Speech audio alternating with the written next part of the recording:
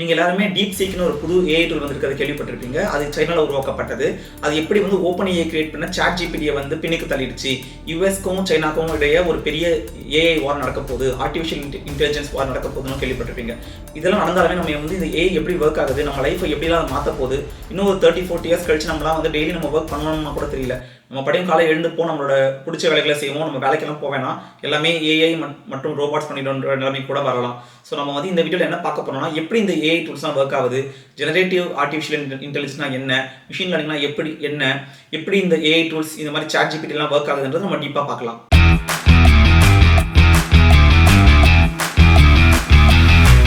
வாழ்க தமிழ், வாழ்க பாரதம். தமிழ் வீக்கான சேனலுக்கு உங்களுக்கு திரும்ப வெல்கம் பண்ணுறேன்.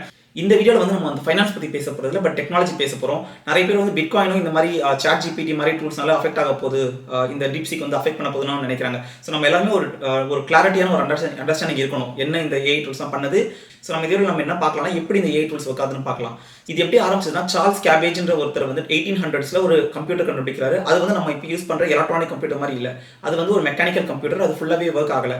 அதுக்கப்புறம் பார்த்தீங்கன்னா 1940s தான் வந்து ஒரு ஆக்சுவல் எலக்ட்ரானிக் கம்ப்யூட்டர் கொண்டு வராங்க. அது எதுக்கு யூஸ் பண்ணாங்கன்னா வந்து கேல்குலேஷன்ஸ்லாம் யூஸ் பண்ணுறாங்க.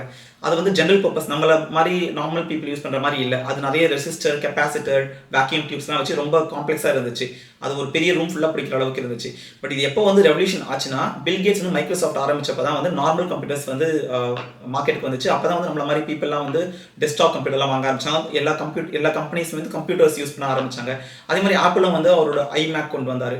ஸோ அதுவும் ஒரு பெரிய ரெவல்யூஷன். பட் இந்த எல்லா கம்ப்யூட்டர்ஸுமே வந்தாலுமே என்ன நடந்துச்சுன்னா, இது எல்லாமே சாஃப்ட்வேர் பேஸ் பண்ணி தான் ஒர்க் ஆச்சு. சாஃப்ட்வேர் என்னன்னா, அந்த சிஸ்டம்க்கு நம்ம தான் இன்புட் சொல்லணும், எப்படி எந்த ஒர்க்கை பண்ணணும்னு சொல்லிட்டு. ஃபார் எக்ஸாம்பிள் வந்து நீங்கள் வந்து அந்த சாஃப்ட்வேர் வந்து எப்படி வந்து ஒரு டாஸ்க்கை பண்ணணும், நீங்கள் வந்து ஸ்டெப் பை ஸ்டெப் இன்ஸ்ட்ரக்ஷன்ஸ் கொடுக்கணும். ஸோ அதுவாக வந்து எதுவும் பண்ணாது. ஒரு ப்ரோக்ராமர் என்ன சொல்கிறாரோ அதை தான் பண்ணணும். நீங்கள் ஜுராசிக் பார்க்கலோட பார்த்துருப்பீங்க.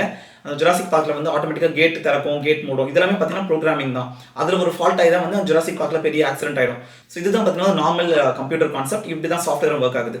இப்போ டீப் சீக், சாட் ஜிபிடிலாம் எப்படி ஒர்க் ஆகுதுன்னு எக்ஸ்பிளைன் பண்ணணும்னா, நான் வந்து ஒரு ரியல் டைம் எக்ஸாம்பிள் சொல்கிறேன். நான் வந்து சென்னையில் இருந்தப்போ பார்த்தீங்கன்னா ரொம்ப ட்ராவல் பண்ணுவேன். பைக்கில் வந்து என்னோட ஆஃபீஸ்க்கு போவேன். ரொம்பவே கஷ்டமாக இருக்கும். நிறைய டிராஃபிக்காக இருக்கும். காலையிலையும் சரி, ஈவினிங்காக இருக்கும் சரி.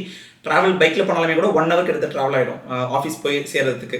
ஸோ இதுக்கு வந்து நான் மேபி வந்து ஏன் முக்கியமான காரணம் பார்த்தீங்கன்னா வந்து டிராஃபிக். எல்லா இடத்துலையுமே வந்து டிராஃபிக் சிக்னல் இருந்தாலுமே முக்கால்வாசி சிக்னலில் வந்து நான் போனப்பெல்லாம் பார்த்தீங்கன்னா வந்து சிக்னல்ஸ் இருந்துச்சு. பட் சில இடத்துல பார்த்தீங்கன்னா வந்து மேனெல்லாம் போலீஸ் வந்து டைவர்ட் பண்ணுவாங்க. ஸோ இதை நம்ம ஆட்டோமேட் பண்ணலாம் அப்படின்னு ஒரு நினச்சோன்னா, அதுதான் வந்து ஆட்டோமேஷன். அதுதான் வந்து ஃபஸ்ட்டு ஸ்டெப் வந்தது. ஆட்டோமேஷன் என்னன்னா, அந்த போலீஸ் என்ன பண்ணுவாங்கன்னா, அந்த தே வில் நோட்டீஸ் எந்தெந்த ஜங்ஷனில் எவ்வளோ டிராஃபிக் ஆகுது. ஃபார் எக்ஸாம்பிள் வந்து மவுண்ட் ரோட்டில் வந்து தினமும் காலை 9 o'clock வந்து டிராஃபிக் அதிகமாகுது. டி நகர்லேருந்து வர ரோட்டில் பார்த்தீங்கன்னா நிறைய டிராஃபிக் ஆகுது. இந்த பக்கம் ராய்பேட்டாலேருந்து வர ரோடு வந்து டிராஃபிக் கம்மியாக இருக்குது அப்படின்னு நம்ம நோட்டீஸ் பண்ணாங்கன்னா, அவங்க வந்து ஒரு சிக்னல் இன்ஸ்டால் பண்ணிவிட்டு இதில் வந்து மேபி 2 minutesக்கு சிக்னல் வைப்பாங்க டி நகர்லேருந்து வரதுல வந்து.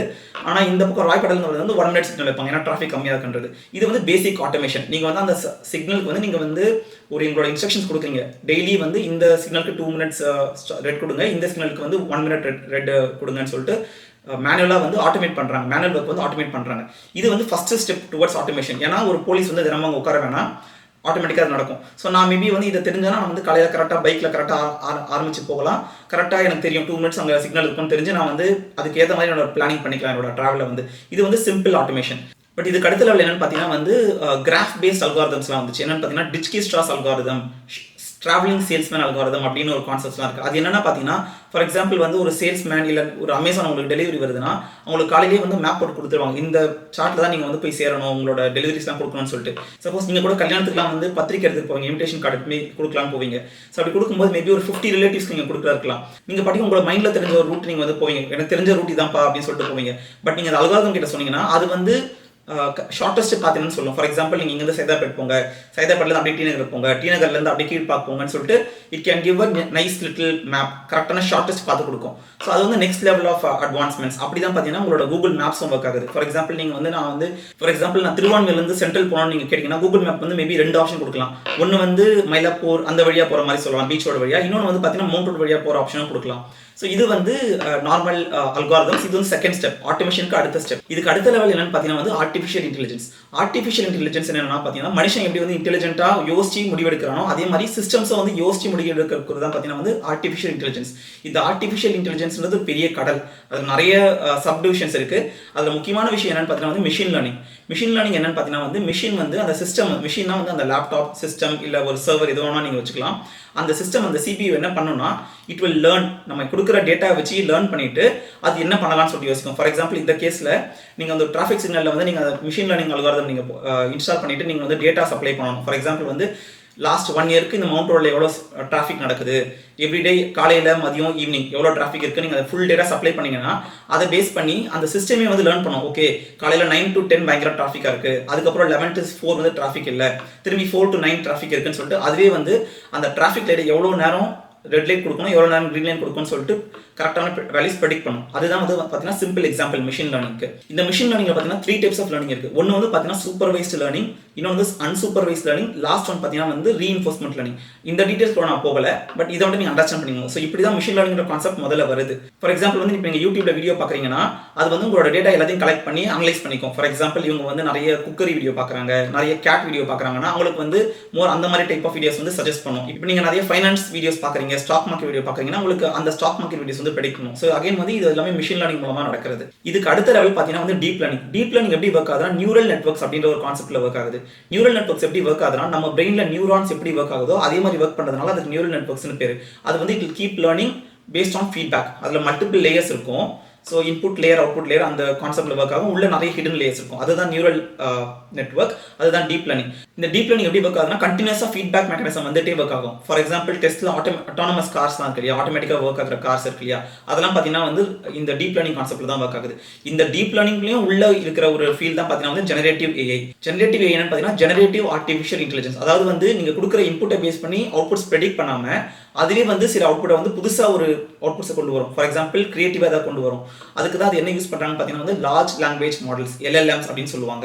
இந்த LLMs என்ன பண்ணுன்னா வந்து நம்மளோட நேச்சுரல் லாங்குவேஜை புரிஞ்சுக்கும். ஃபார் எக்ஸாம்பிள் இங்கிலீஷில் நீங்கள் அதுக்கு ட்ரெயின் பண்ணீங்கன்னா அது வந்து இங்கிலீஷ் லாங்குவேஜை ஈஸியாக வந்து டிடெக்ட் பண்ணி அண்டர்ஸ்டாண்ட் பண்ணுற அளவுக்கு வரும். ஃபார் எக்ஸாம்பிள் நீங்கள் தமிழுக்கும் ட்ரெயின் பண்ணலாம், சைனீஸ்க்கு ட்ரெயின் பண்ணலாம். ஸோ எந்த லாங்குவேஜ் கொடுத்தாலுமே அது வந்து கற்றுக்கிட்டு எப்படி ஒரு பேபி வந்து கற்றுக்குமோ. ஃபார் எக்ஸாம்பிள் நீங்கள் வந்து ஒரு குழந்தைகிட்ட வந்து அவங்க அப்பா அம்மா பேசுறதை பார்த்து அந்த குழந்தை கற்றுக்கும். அவங்க வந்து வாங்க கடைக்கு போகலான்னு சொன்னால் வாங்க கடைக்கு போகலான்னு பேசும்.